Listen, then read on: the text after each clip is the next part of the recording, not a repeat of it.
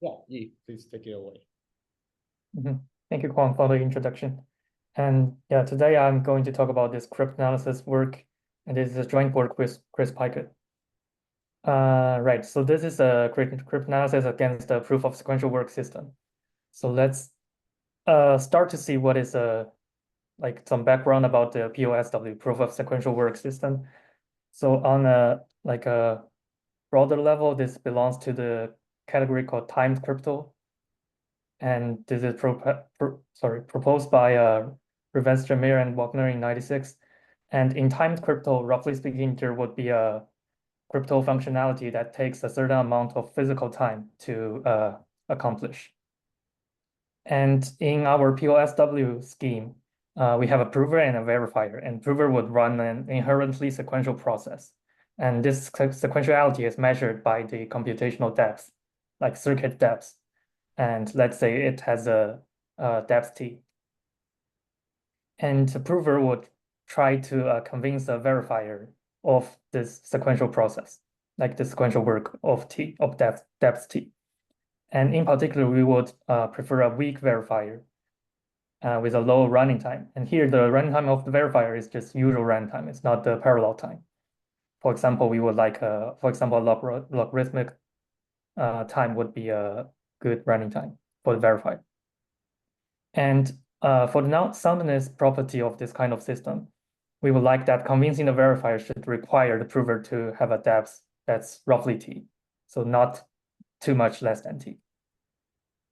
And by the soundness property, one potential application of PoSW system is, for example, in blockchains, like in maybe Bitcoins, it would no longer make sense to have a huge farm like mining, do the mining work, because this is like the soundness is already measuring the parallel time. So this could help with the energy conservation in maybe blockchains. And when it comes to the post-quantum security of PoSW schemes, so most prior constructions that based on maybe number theoretical assumptions, for example, factory, those are broken by quantum computers. Good news is that Lai and Malavolta last year gave a lattice-based PoSW candidate, while bad news is that in this work, we break this PoSW candidate. And firstly, we break the sequentiality assumption they made in their proposal, and we almost break their PoSW as well. So to give a closer look at our results, in L123 PoSW, they assume a certain sequential variant of SIS would require depth roughly T to solve. And under this sequentiality assumption, they construct a PoSW scheme that have like a soundness about the prover depth that's also roughly T. So our first result is that we break their sequentiality assumption. We show that this particular sequential SIS problem can be actually solved in depth only log T. And here this O tilde notation just hides polylog NNQ factor. And moreover, we have a slight generalization, and we can allow a depth norm trade-off that breaks a wider range of parameters. I guess usually when people break the underlying assumption, they can also like just modify the attack a bit and break the construction above the assumption. But in our case, we actually need to work a lot harder. And but anyway, we get a attack against their PoSW construction as well. We show that their construction can be broken in log squared T, which is also way less than their linear T assumption. And a caveat here is that we do not exactly break their system, but we break an essentially identical variant. And the difference is only in a somehow arbitrary design choice. And it even does not change their security proof. We will see this difference later on in this talk. And yeah, let's then get to see what the LM23 scheme is. So firstly, what's the sequential work considered in their scheme? And on a high level, it's basically the SIS hash function. that maps x to a times x, and this hash function is rated t times. To have a bit more detail, this hash function would map binary strings, maybe of length m, to zq vectors. And therefore, to really iterate this hash function, we would need a backward map to map zq vector back to binary strings. And we just picked a very easy backward map. That's the bit expansion. So we replace each zq entry in this zq vector by its L bit expansion, where L is roughly just log 2q. And we also introduce the reason why we write this this mapping as G inverse is because we have this gadget matrix G, where the crucial property we need is just this one. If we multiply G and G inverse of vector U, we would recover the vector U. So basically this G would have entries that are powers of 2s. So by taking the inner product between the powers of 2 and the binary expansion, we could recover every entry of the vector, ZQ vector. And the overall iteration is just to start with some given A and U0 vector and iterate and output UT at the end. Right, as the picture on the right shows, we start with U0 and we bit expand to get X1 and multiply -A to get U1 and so on until we get UT. And here we pick -A here just for some convenience later on. Can you hear us? Okay. Is there a question? Yeah, we have a question. Yeah, Sure. Can you hear me? Yes. Okay, sorry, I came a little bit late, so maybe that's why I'm confused, but I'm trying to understand what you're showing. So is this the security? This is the construction of a proof of sequential work by LM23? This is maybe basically a part of the prover in their PoSW scheme, because the prover is doing some sequential work, right? And this is just introducing the sequential work that the prover is doing. See, and then so the sequential work is just doing the hash function. So Yes. I'm familiar with the SIS hash function, but what are these gadgets and these inverses? I'm not sure I understood that. Yeah, so here on this page, we only use this bit extension, right? Okay. This is the we denote it by G inverse, and this is maybe just explaining why we really do this weird notation. I see. Okay. So this on this page, this gadget matrix is not used, but later on we will use it. Yeah. So this is not your work yet. This is just Right. This is reviewing the previous construction, and our work is breaking this. The idea here is that to iterate SIS hash, they need to map back to the domain of SIS hash, which is short vectors.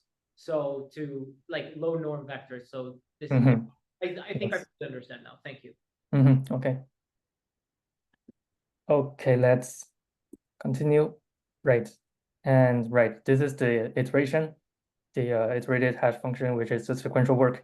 And here one convenient step is to rewrite this sequential work into a linear system. So it's written this way, and we can maybe quickly verify. The first row is G x1 equals U0.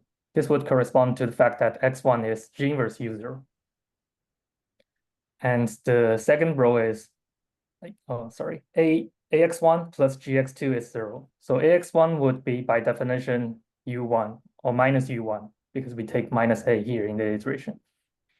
So ax1 is minus u1 and gx2 is again u1. So they cancel to 0. And the same canceling just happened on every row in the middle until maybe the last row is a bit special. It's only having the A matrix, and axt equals minus ut is just by definition again. Right, and this is exactly rewriting the sequential work. And here we treat the last row a bit specially. We would write the system without the last row as the black A matrix and with the last row as the orange A matrix. They are essentially equivalent systems because the value of ut is set by the solver of the by the solver and basically the prover. So we have these two different notations just for some convenience. and that they're basically equivalent systems. And using the linear form, like this linear form, we could define the sequential SIS problem. So in this problem, the main parameter is the norm bound B. And this is the average case problem where the instance is the A matrix uniformly sampled and the initial vector also uniformly sampled. And the goal is to exactly find the solution X to this black system, where every entry of X is bounded by this parameter B. Yeah, and exactly X is a solution to this black system. Right, this is the sequential SIS problem considered in element 23. And the element 23 construction is then to prove the knowledge of this short solution to importantly to a weak verifier. And for convenience here, we take the orange system. So can you say again what the bound was in the norm? Going back a slide. So the bound in X, the L X infinity norm. The bound is the infinite norm. So basically, this is the bound on the every entry of X. Right, and that makes sense how that translates to the bound in the binary case. So yeah, exactly. Yes. Right. So the construction of their proof system is following a standard divide and fold approach. And here, for simplicity, let's assume we are in the odd case. We're odd case for this parameter t. And in the odd case, we can see that the vector x, right, it could split into the top half, the bottom half, and one remaining middle entry, because we are in the odd case. And correspondingly, the big A matrix also split into the two big A T prime parts. And in the middle, we are remain with the G stack A part. And also correspondingly, the system would, like if we take the product out, we could get the top part would correspond to the first term here, and the middle part is the middle term here, and the bottom half is the last term here. And we can quickly verify that exactly this minus ut prime and ut prime cancels, and this one cancels as well. So this is exactly decomposing the system.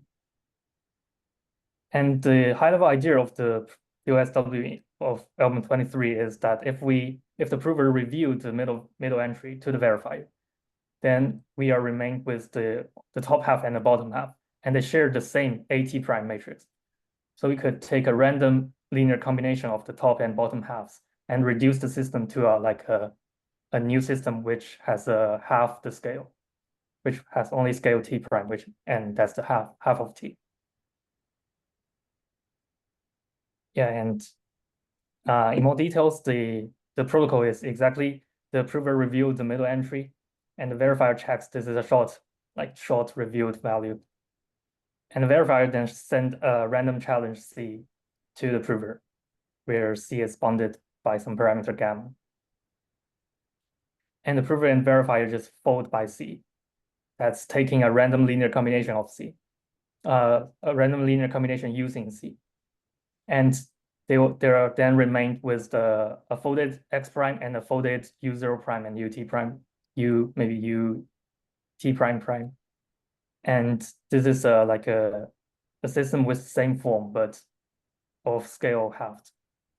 And they just recurse to prove the new system, the folded system. And here we can introduce the difference between the system we attack and the original LM23 system. So the two versions different only by like the position of C. In our attack, we can only handle the case where C is multiplied to the first value, while the original proposal is that they multiply C to the second half. And I guess intuitively, this is really a arbitrary design choice. So right, because this is basically only doing a random folding. And more concretely, changing the position of C does not touch their security proof at all. And right, and we will take the version we attack here. So regarding the norm bounds, in each round, we can see that the norm of X grow by at most 2C, which is 2 gamma. And since we are halving in each round, we will have log T rounds, and the final norm bound is 2 gamma to the log T. And the reduction in the soundness proof also loses a similar factor. So this is finally reducing from sequential SIS with non-bound parameter 2 gamma to the 2 log t.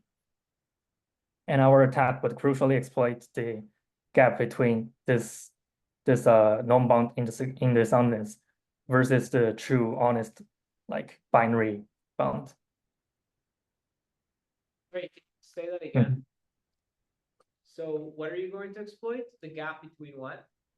Yeah, so this is the bound for sequential SIs there so that their soundness property could hold, right?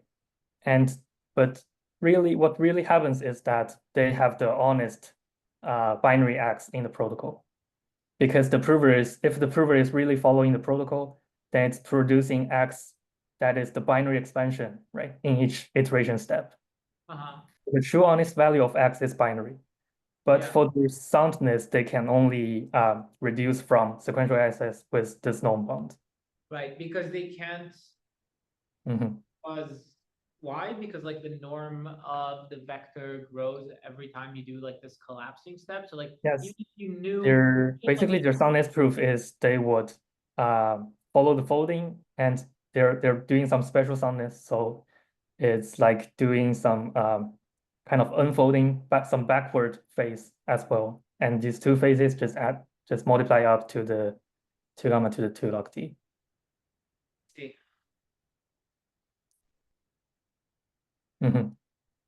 Yeah, thank you. I think okay. How can they? So just maybe a question. Maybe I'm missing this. So at the end, so this is a question about LM 23. So when the verifier at the end needs to decide whether to accept the proof or not, it gets the elements that it's going to get to satisfy the equation are starting to be large, right? They're not going to be binary anymore, right? Because you multiply by the C, so even if they were originally binary, you get larger, right? Yes. How is it going to know that the prover originally knew binary, like hash something binary? I guess, okay, so firstly, because we break the system, this is actually like the verifier is actually no longer convinced. But I guess their original idea is that it's like if we assume the sequential SIS with this, right, cannot be. So if we assume even a slightly longer X cannot be solved, then the system is secure. Yeah, I see. Okay, yeah, there's. Thank you. That clarifies. Okay, and our attack, right? Then let's get into our attack. So the really high-level idea of our attack is to construct a Mischanzl-Peiker 12 style trapdoor for the AT matrix. So this trapdoor would satisfy this equation. If we multiply trapdoor on the right, we would get a G stack 0 pattern. And by somewhat short, we really mean to here to exploit the gap I just mentioned, like the gap between the soundness, the parameter for a sequential SIS versus the binary, the honest binary bound. And suppose also, by the way, we construct this R in a recursive manner so that if we do the recursion in parallel, then it would take low depths. And suppose we get this kind of trapdoor R, we can then easily compute a similarly short X by taking R times G inverse of U0. This can be verified by the following equations. So we have, if we verify this AT times X, then by expanding, we get AT, R, and G inverse U0. And by the property of the trapdoor, right, then ATR would multiply to G stack 0 and G times G inverse would recover the desired right-hand side U0 stack 0. Or maybe this is just exactly how we define the desired property of the trapdoor. What do you use? Is there a question? The question was, what do you use here? What is U0? What is U0? U0 is the given like initial vector. this is what the prover wants to show is a solution. Yeah, the prover would like to prove the knowledge, right? Prove the knowledge of X. That is the solution to ATX equals U0 stack 0. Yeah. Mm-hmm. That makes sense. I think we're good. Okay. Yeah, good. And right, exactly this directly would solve the sequential SIS for a wide range of parameters. And this includes the sequentiality assumption in LM23. So sorry, I didn't Mhm. maybe sorry, I didn't understand what you're actually doing here. So what you're doing is you found an X, and the way you found it is by setting it to be like R times. Right, exactly. I see. So instead of really honestly do the iteration, do the SIS hash iteration, we just construct an X in this way. Okay. Mhm. Good. And yes, this breaks the assumption part. And to break the protocol, we would similarly compute a solution X, but we would like modify the recursion so that this could interact well with the folding process. And with a fake solution X, we just plug the solution X into the honest prover to get a malicious prover against the protocol. Right, and the critical part of this approach is the low depth recursion of the trapdoor. Let's see how this is done. So suppose we have a block lower triangular matrix L, which has the form of this. So it has a L0 and L1 on the diagonal, and below the diagonal it has a sparsity pattern that only the top n rows are non-empty, and that's denoted as a W submatrix.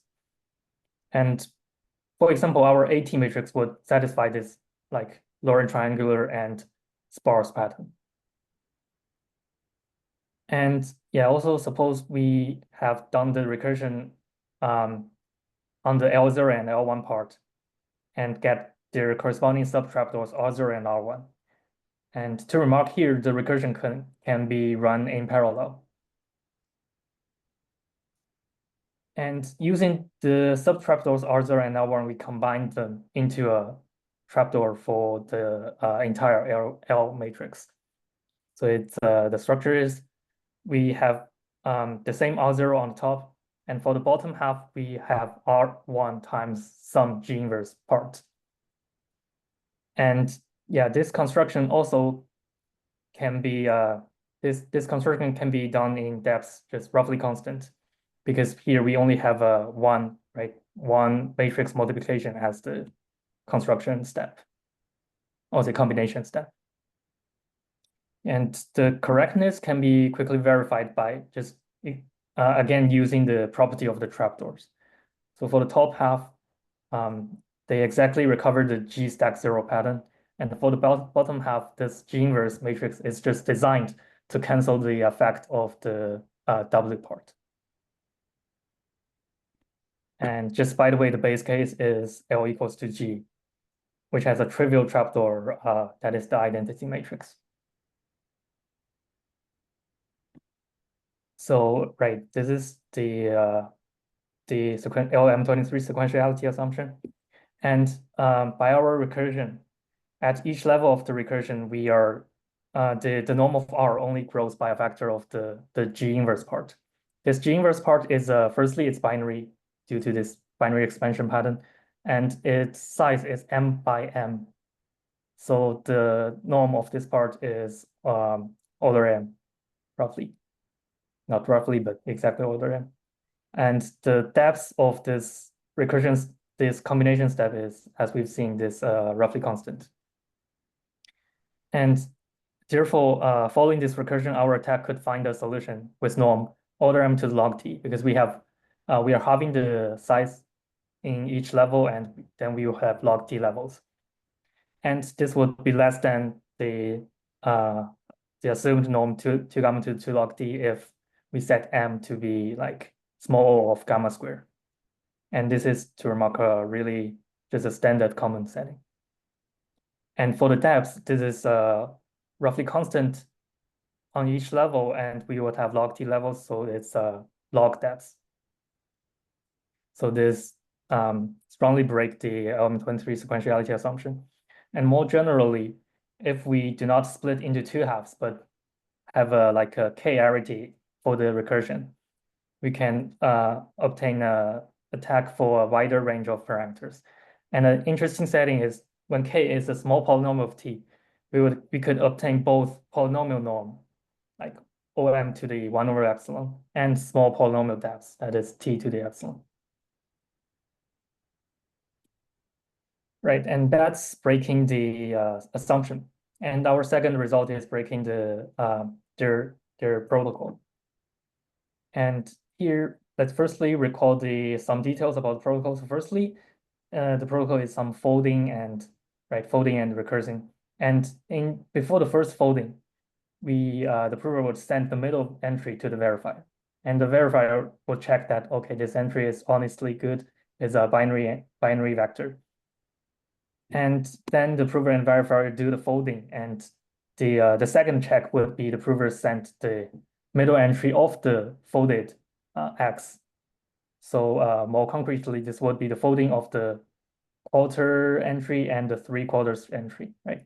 And this is checked against a slightly relaxed norm bound, and so on. And here comes an issue that our recursion really don't align very well with the pattern of the folding.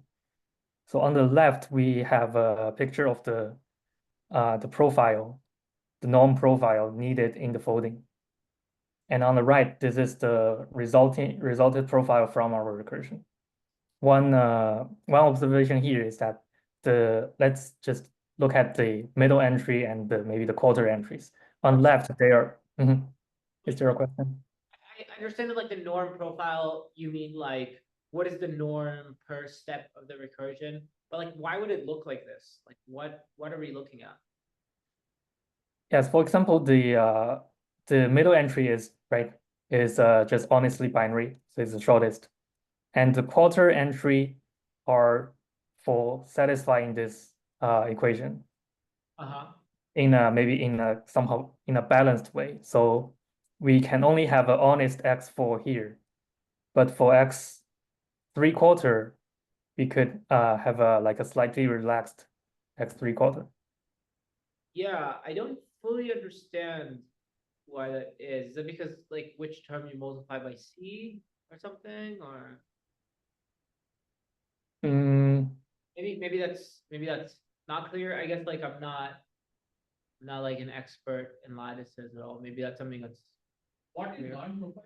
Like, Huh? what is like? What do you mean by profile? I think by profile he means the map between like which step of the recursion is to what's like the max value of x, which is like the repeated hash that you could have at that step. But I don't know how he I guess derived. one comment here is that if they chose to use maybe gamma plus 1 instead of 2 gamma here, that still works, and then that would maybe prevent our attack. But I guess the reason why is there any comment? Like that, would that prevent your attack? Like, would you be able to build a new scheme that works if you replace? Guys, technically, if they plug in gamma plus 1 instead of 2 gamma as the kind of a more fine-grained bound increase in each step, then the norm profile for the on left would be really the honest binary value at each and at every entry. And we cannot handle that case. But would that secure scheme, or would you lose on correctness in that case? I guess the correctness is still fine. But one further comment is like this, the reason why they have this 2 gamma is like, even if they have gamma plus 1 here Yeah. for the forward phase, in this soundness reduction, they still have 2 gamma instead of gamma plus 1. So they like this 2 gamma is the dominating factor kind of in their soundness. So sorry, I guess like I'm not sure I can follow, like maybe we can just answer this. Maybe that's just like an interesting question to ask. Like, so is it like, well, I guess like you would not be able to tell if the construction is secure, but like if you modified like 2 gamma to gamma plus 1, then you would have a scheme that you don't know how to break and is plausibly secure. But we also don't know how to prove its security because the underlying assumption is broken. I see. That makes sense. Now I understand. Sorry. Yeah, actually, anyway, here, right, as I've introduced, we have the caveat that we need to change the position of the random challenge. So we are already modifying the LM23 scheme, but really by some arbitrary design choice. Okay, and yeah, and I guess here the biggest observation is that on the left, their pattern is like the middle entry and maybe the quarter entries are among shortest in the profile. While following our recursion, we actually get the middle and the quarter entries among the longest. So it's like we roughly have the same kind of shape maybe, but we are really not aligning with the exact shape of the profile needed in folding. And just by the way, if we follow their original scheme where the random challenge is multiplied on the second half, then the profile would be flipped upside down.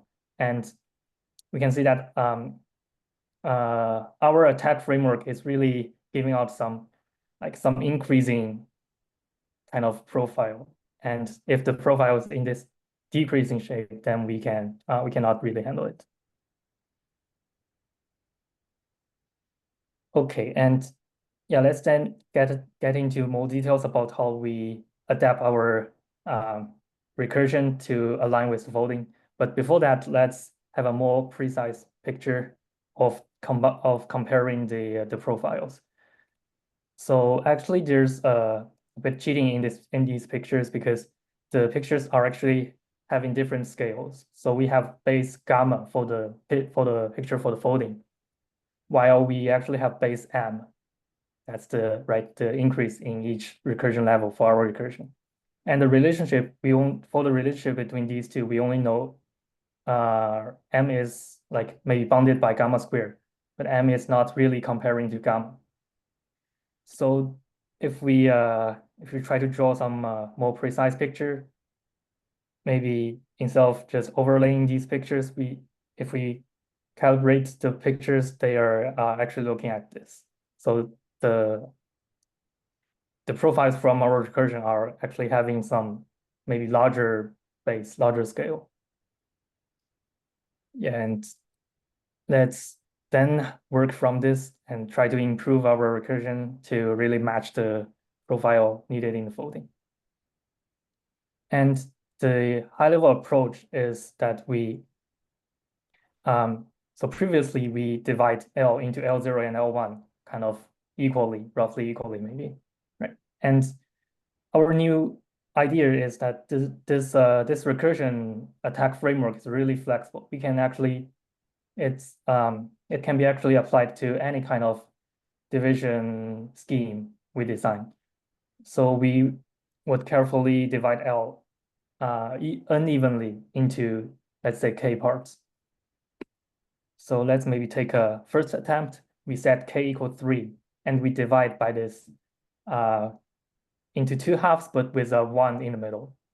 This is trying to align with the structure of the folding, right? In the folding, they have the middle entry as some special case, right? Because the prover would review the middle entry to the verified, and then they fold.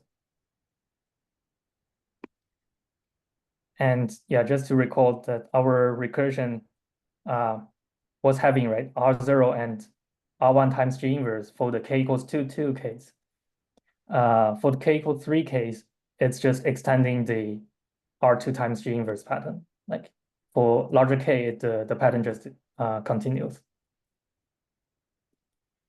And by applying this division of L, like this new pattern of recursion, the resulting picture would look like this. We have indeed some improved middle entry and quarter entries.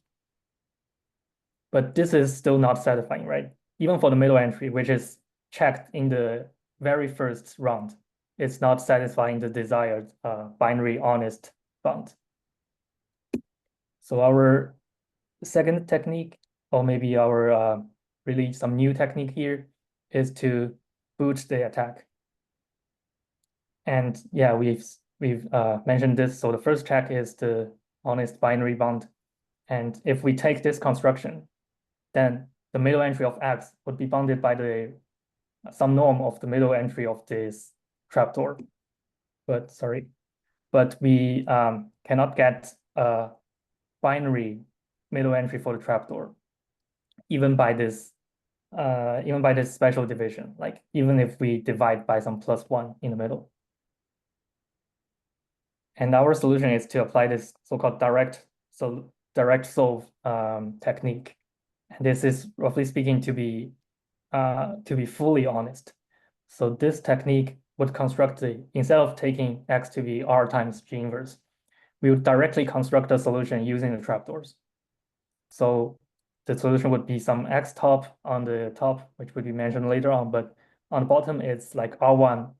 So the bottom part of the solution is directly constructed by taking the trapdoor R1 times some different G inverse part.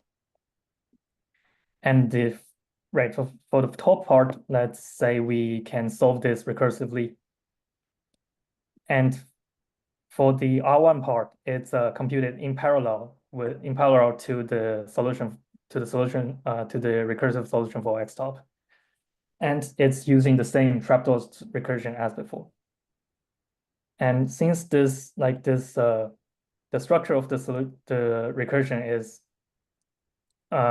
very similar to the trapdoor recursion, this is actually having roughly the same depth as the trapdoor recursion. So this is not adding very much overhead. And this also allows some similar generalization to larger k. So for example, for k equals 3, we can just extend this pattern. So we would have R1 times G inverse and R2 times G inverse. And by taking in this new direct solution technique and combine it with maybe our attempt 1 instead of the initial attempt, then we would have this new profile where just the most critical improvement is that now for the middle entry, we are really achieving the honest value, honest bound. So at least the middle entry is satisfied. So what about then the quarter entries maybe? Let's see this quarter entry is satisfied, but the 3/4 entry is still not satisfied, this X12 value. And therefore our second attempt is to further divide at this 3/4 entry. So more explicitly, our division would be T prime plus 1 as usual, but for the second half, we further divide it into some T double prime plus 1 plus T double prime.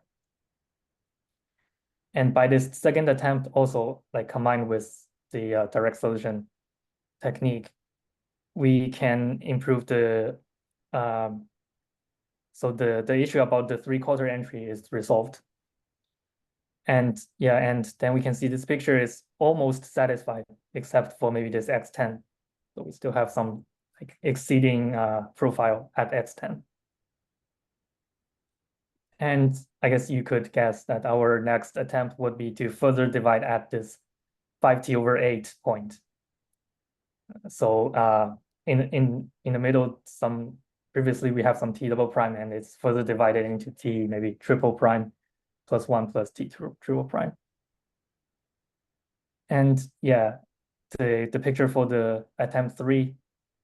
In this picture, we would finally have a successful picture. So for every entry, the result from our recursion is below the profile needed in the folding. So this would mean that we can have a malicious prover that cheats the verifier. Okay, so is this done? Yeah, actually this is done only for this picture, like for this small scale picture, which has t equals 15. And for larger t, we'll need to continue this pattern and further divide at all, like this 2 to the I plus 1 over 2 to the I plus 1 points. So for example, the 3/4 and 5/8 points are also following this this formula. And finally, we would get maybe some attempt log t. So this is using O log t, like k. So this is using k to be k equals O log t at each level of recursion, and it still has log t levels because, like for example, for the first half, it's never split. So the very first part of this division is really t over 2. And right, we have k equals O log t at each level, and we have O log t levels. So this would give us attack against the LM23 PoSW with depth only log squared t. Okay, and for a bit more generalization, we have assumed that m is at most gamma squared for both of our attacks, and this can be actually relaxed. For our SIS attack, this is actually already shown. Like we have this generalization to use some larger branch vector k, and if we just take a large enough constant k, we can achieve still linear log t depth for any m that is polynomially bounded against gamma. And I guess for the SIS attack, we can do like way better than this. Like this is already mentioned previously. And for our PoSW attack, we can also like achieve an attack for every polynomially bounded m. So for every m that is at most gamma maybe 2 gamma to the 2 plus a, we can correspondingly get a log t to the 2 plus a attack. This is log t to the 2 plus a as the depth of the attack. This is still following the same idea of matching the profile, and it's just to carefully further divide at like a bunch of more points. And right, that's the end of our attacks. And for a bunch of open questions, so firstly, our attack is really only targeting the slightly modified LM23 PoSW. So is there an attack against the original LM23 PoSW, where the challenge C would be applied on second half? Or can we like prove its soundness based on some other plausible assumptions, maybe some lattice assumptions? And here, one critical thing is that the proof would need to really rely on the position of C, because if the position of C changes, then we have attack, right? And another question is, can we construct lattice-based crypto, timed crypto differently? Actually, recently we see a new result that's constructing a time log puzzle in the crypto this year. And yeah, that's the end of my talk. Thank you for listening, and what questions are welcome. So what is TLP? Time log puzzle. Okay, it's time log puzzle. It's like a much stronger primitive than PoSW. Yeah. So just a question about the way this is going to work, right? So the matrix is random, so it's like a public parameter, but every time, do you have to sample this matrix every time for every different proof sequential work? Because if you could like reuse the same matrix, couldn't you just like square it a bunch of times? Does that make sense? Is the matrix too big to square, or? I think the matrix could be reused among But like, how would that kind of work, right? Because like, once I squared it, like, once I, you know, telling you first t times, if I raised it to the power of t, and I did that already, so like, that was sequential work, right? Although it's actually, maybe that's logarithmic in t, then like, you know, then I can just like do one matrix multiplication to get the final vector. So Yeah, I guess firstly, I guess technically you don't oh, raise the matrix to some power. oh, I see. It never But anyway, I guess that's also the idea of our attack in some sense, right? We construct this trapdoor to help fast forward the computation for each X entry.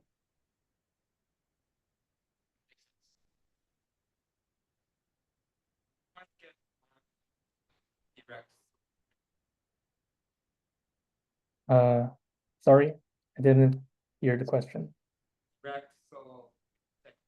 direct solve. I don't know what you're referring to. Oh, you mean the procedure in our paper? Yeah, so maybe you I don't have that on the slides, but do you have any specific question about that procedure? So I mean, you have to make the midpoint x t over 2 to be binary, and you said that you would solve the top part. Right. How would you like solve it? I mean, Yes. when you have to solve it, you have to make all of them binary, which is, I guess. Yeah, I guess that's we can already see it here. Like for k equals 3, right? This is from the from our attempt 1. Like k equals 3, we divide by this pattern. And for this attempt 1, if we follow the recursion, this R1 would correspond to the special middle split. And this is like the base case where the split is only a G matrix. So R1 would be identity. And identity times G inverse would be exactly binary. And that's solving the issue about the middle entry.